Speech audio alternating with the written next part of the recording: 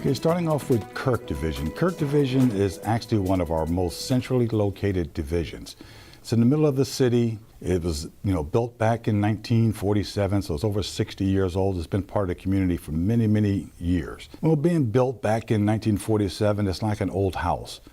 So all the technology, the heating, the cooling, the whole operation of it is outdated. One of the other things, the new facilities will be fully enclosed, which means you won't see a bus. All the buses are parked inside. Even on the maintenance side of it, all the buses will be inside. So all you'll see is two nice, beautiful buildings, and you'll just see the buses pulling in and out. Where the old Kirk, they were all lined up out there, so you had 145 buses sitting out there in the middle of the community. So now, when did the work on the new Kirk bus facility begin? It started back in 2013. There's actually three parts to it. The maintenance facility, which has just been completed, actually right across from the original Kirk Division. The second part is we had to find a temporary facility for the transportation side of it, the bus operators, and the storage of the buses and dispatch and all of that. We were lucky. We looked at various locations, probably 20-something plus, and found a place just up the street, no more than 1 mile from Kirk Division. It's called the old Anderson Olds building.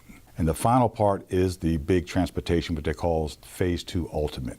That's where they're going to take right now and totally tear down the current Kirk location and build that up, and it's going to be a fully enclosed, nice administrative offices, new bus wash, new everything. Well, Bush Street, if you've ever seen it, it's actually down there off of 1515 Washington Boulevard, right across from Carroll Park. It's actually where they had the original trolley cars. So our employees are actually working out the same maintenance buildings that they worked on the trolley cars.